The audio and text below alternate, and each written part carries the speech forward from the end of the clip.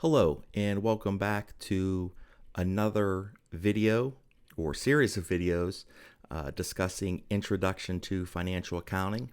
Specifically, over the next series of videos, we will be discussing accounting for merchandising operations. Now, as we go through this material, you need to realize that we will be talking about the same thing, but we'll be looking at it from different angles. So as you can see on a slide, it says different side of the same coin.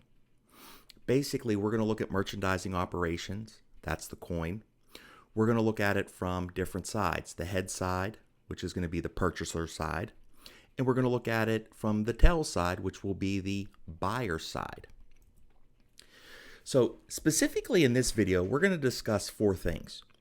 We're going to talk about operating cycles. So you should be able to explain the differences between the operating cycle of a merchandising company and a service company. We're also going to talk about inventory costs. So you should be able to explain how the costs of inventory flow within a merchandising firm. We're going to get into credit sales. So you should be able to explain what we mean when we say sell on account, or as we'll see in the video, a credit sell. Then finally, you should be able to prepare a proper journal entry for recording the purchase of merchandise. So before we jump into the accounting aspect of accounting for a merchandising company, we need to kind of look at the landscape and determine the difference between what's a wholesaler, what's a retailer, and what exactly does a merchandising firm do. Well, right off the bat, a merchandising firm purchases completed, finished goods. They hold them, they put them in inventory, they display them, and then they resell them to somebody else. It could be another business, which we call business-to-business sales, or it could be business-to-customer sales, okay? The main thing here is that a merchandising firm does not manufacture. A manufacturing firm is a firm that takes raw materials, they process those raw materials into a finished product.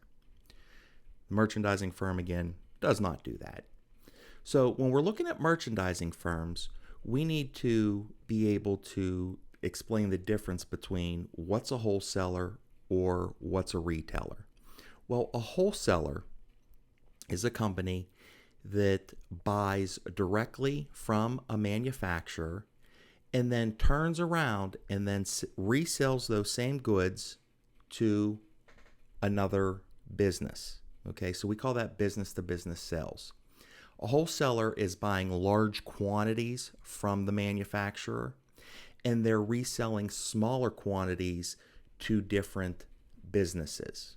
So some examples of wholesalers would be Sam's Club. Now, Sam's Club's kind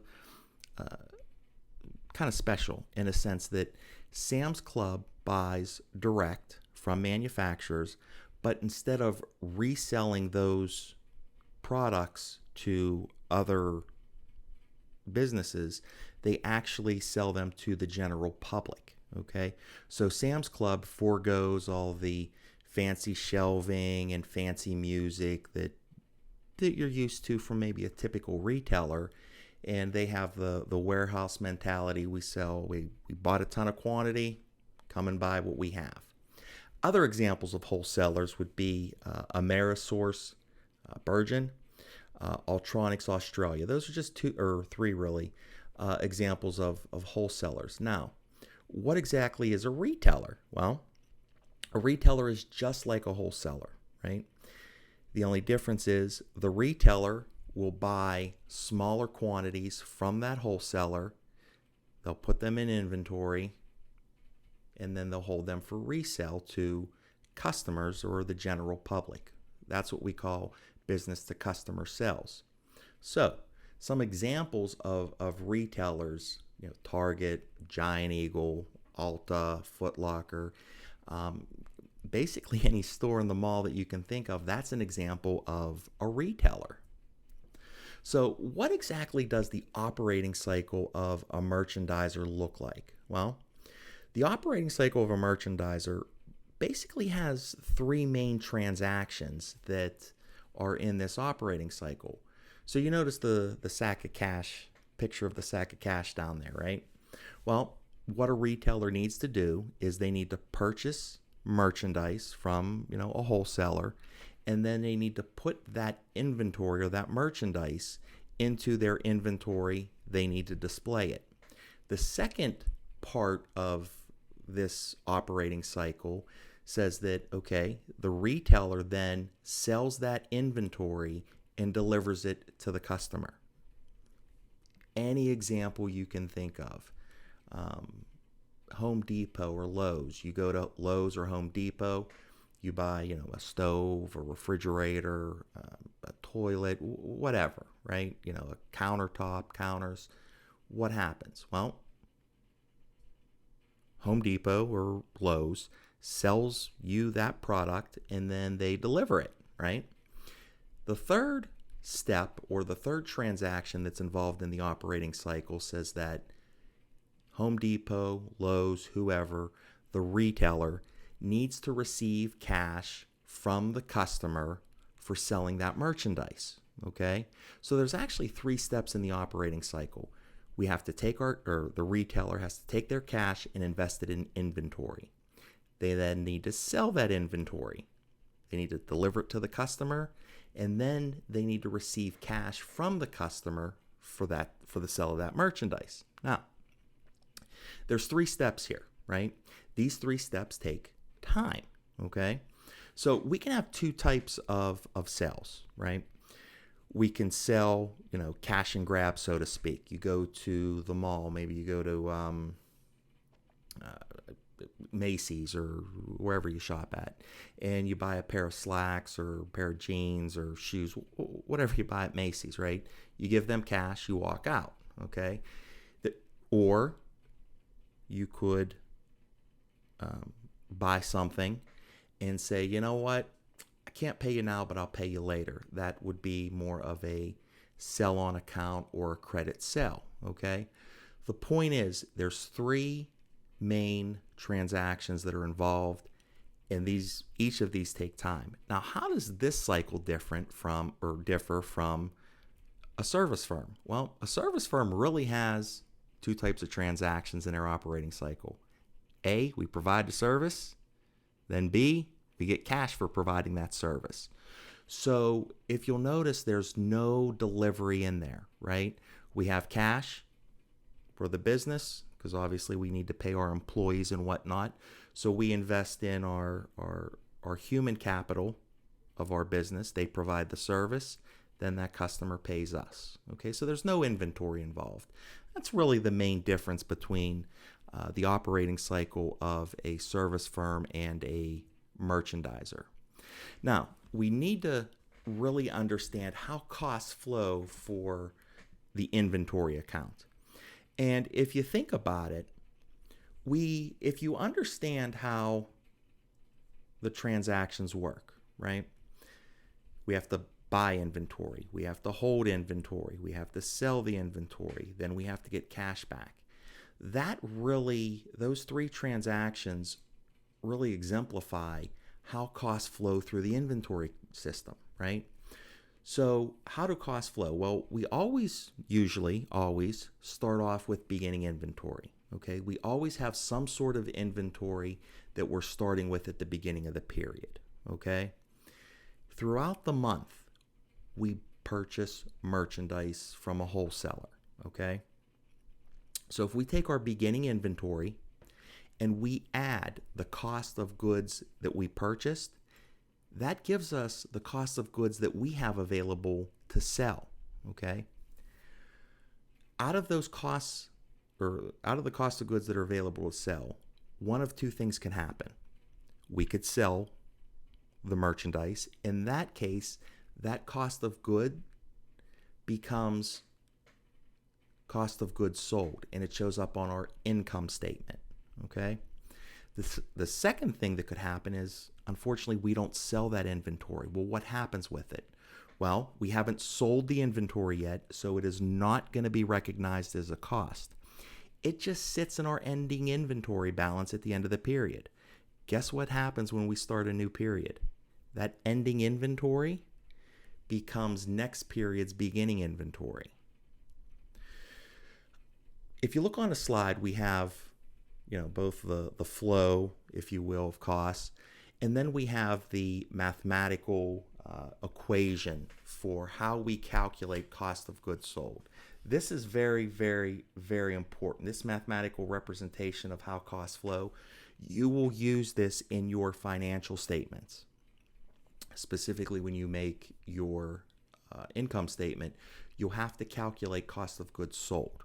So I would definitely put this on a note card. Make sure you study this. This is very important. Start off with beginning, add the cost of goods purchased. That equals cost of goods available. Subtract out that ending inventory. That gives us our cost of goods sold, which is an expense account. And guess what? That shows up on the income statement. Okay? So let's talk about terms of a sale. What does that mean, right? Well, as we go through some examples, you're going to see sold on account or had a credit sale. Basically, that is when a seller offers terms to a buyer. So we go to a store and we say we want to buy a new pair of shoes. We tell the store, hey, I can't pay you right now, but I can pay you next month. They say, okay, no problem. We're okay with that. We will send you a purchase invoice. Great, thank you. And on that purchase invoice, they're going to give us terms. Some examples might be 210 net 30 or 315 net 60. What does that mean? Well, what we're saying is the example 210 net 30 says that we will give the buyer a 10% discount, or I'm sorry, a 2% discount if they pay within 10 days. If they do not pay within 10 days, they owe the balance of the purchase invoice within 30 days. Okay? So let's go back to our example where we go to the store, we buy a pair of shoes.